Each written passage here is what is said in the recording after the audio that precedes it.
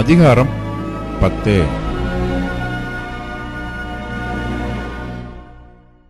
அப்பொழுது சாமுவேல் தைலக்குப்பியை எடுத்து அவன் தலையின் மேல் வார்த்து அவனை முத்தம் செய்து, கர்த்தர் உன்னை தம்முடைய சுதந்திரத்தின் மேல் தலைவனாக அபிஷேகம் பண்ணினார் அல்லவா? நீ இன்றைக்கு என்னை விட்டு போகிறபோது பென்யமீன் எல்லையாகிய செல்சாகில் ராகேலின் கல்லறை எண்டையில் 2 மனுஷரை காண்பாய். அவர்கள் உன்னை பார்த்து, நீ தேடப்போன கழுதைகள் அகப்பட்டது. இதோ உன் தகப்பன் கழுதைகளின் மேல் இருந்த கவலையை விட்டு உங்களுக்காக விசாரப்பட்டு என் மகனுக்காக என்ன செய்வேன் என்கிறான் என்று சொல்வார்கள். நீ அவ்விடத்தை விட்டு அப்புறம் கடந்து போய் தாபோரில் உள்ள சமபூமியில் சேரும்போது தேவனை பணியும்படி பெத்தேலுக்கு போகிற 3 மனுஷர் அங்கே உன்னை கண்டு சந்திப்பார்கள். ஒருவன் 3 ஆட்டுக்குட்டிகளையும், இன்னொருவன் 3 அப்பங்களையும், வேறொருவன் திராட்சரசமுள்ள ஒரு துருத்தியையும் கொண்டு வந்து உன்னுடைய சுக செய்தியை விசாரித்து உனக்கு 2 அப்பங்களை கொடுப்பார்கள். அவைகளை நீ அவர்கள் கையிலே வாங்க வேண்டும். பின்பு பெலிஸ்தரின் தானியம் இருக்கிற தேவனுடைய மலைக்கு போவாய். அங்கே நீ பட்டணத்திற்குள் பிரவேசிக்கையில் மேடையிலிருந்து இறங்கி வருகிற தீர்க்கதரிசிகளின் கூட்டத்திற்கு எதிர்ப்படுவாய். அவர்களுக்கு முன்பாக தம்புரும் மேளமும் நாகசுரமும் சுரமண்டலமும் போகும். அவர்கள் தீர்க்க தரிசனம் சொல்வார்கள். அப்பொழுது கர்த்தருடைய ஆவி உன்மேல் இறங்குவார். நீ அவர்களுடைய கூட தீர்க்க தரிசனம் சொல்லி வேறு மனுஷனாவாய். இந்த அடையாளங்கள் உனக்கு நேரிடும்போது சமயத்துக்கு ஏற்றபடி நீ செய். தேவன் உன்னோட இருக்கிறார்.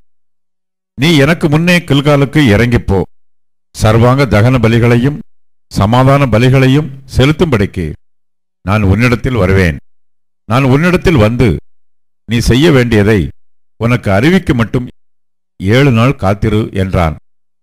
அவன் சாமுவேலை விட்டு போகும்படி திரும்பினபோது தேவன் அவனுக்கு வேறே இருதயத்தை கொடுத்தார். அந்த அடையாளங்கள் எல்லாம் அன்றே தினமே நேரிட்டது. அவர்கள் அந்த மலைக்கு வந்தபோது இதோ தீர்க்கதரிசிகளின் கூட்டம் அவனுக்கு எதிராக வந்தது. அப்பொழுது தேவனுடைய ஆவி அவன் மேல் இறங்கினதினால் அவனும் அவர்களுக்குள்ளே தீர்க்க தரிசனம் சொன்னான்.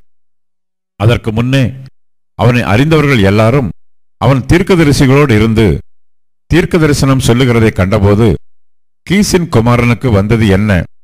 சவுலும் தீர்க்கதரிசிகளில் ஒருவனோ என்று அந்த ஜனங்கள் ஒருவரோடொருவர் சொல்லிக் கொண்டார்கள். அதற்கு அங்கே இருக்கிறவர்களில் ஒருவன், இவர்களுக்கு தகப்பன் யார் என்றான். ஆதலால் சவுலும் தீர்க்கதரிசிகளில் ஒருவனோ என்பது பழமொழியாயிற்று. அவன் தீர்க்க தரிசனம் சொல்லி முடிந்த பின்பு மேடையின் மேல் வந்தான். அப்பொழுது சவுலுடைய சிறிய தகப்பன், நீங்கள் எங்கே போனீர்கள் என்று அவனையும் அவன் வேலைக்காரனையும் கேட்டான். அதற்கு அவன், நாங்கள் கழுதைகளை தேடப் போய் அவைகளை எங்கும் காணாதபடியினால் சாமுவேலிடத்துக்கு போனோம் என்றான். அப்பொழுது சவுலின் சிறிய தகப்பன், சாமுவேல் உங்களுக்கு சொன்னது என்ன? அதைச் சொல் என்றான்.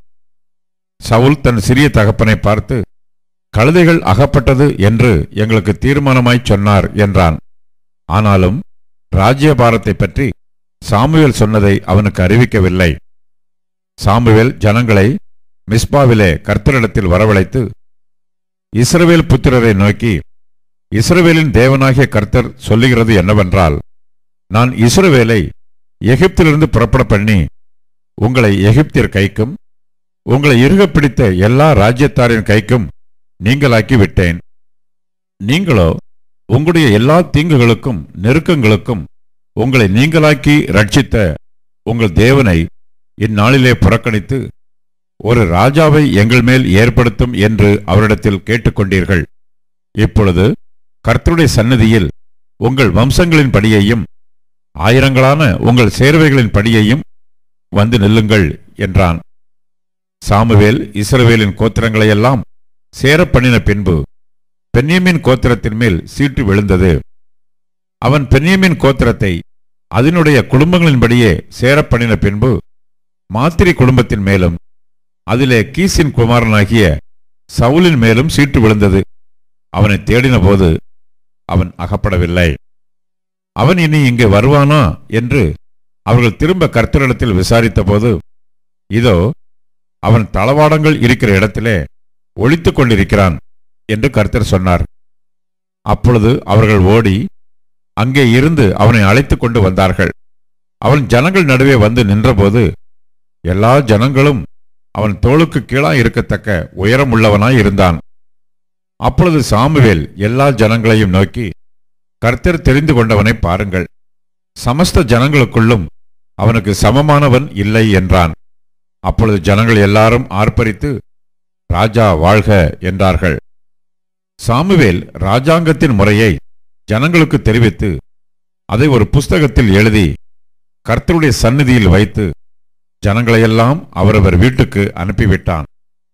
சவுலும் கிபியாவில் இருக்கிற தன் வீட்டுக்கு போனான். இராணுவத்தில் தேவன் எவர்கள் மனதை ஏவினாரோ அவர்களும் அவனோட கூட போனார்கள். ஆனாலும் பேலியாளின் மக்கள், இவனா நம்மை ரட்சிக்கப் போகிறவன் என்று சொல்லி அவனுக்கு காணிக்கை கொண்டு வராமல் அவனை அசட்டை பண்ணினார்கள். அவனோ காது கேளாதவன் போல இருந்தான்.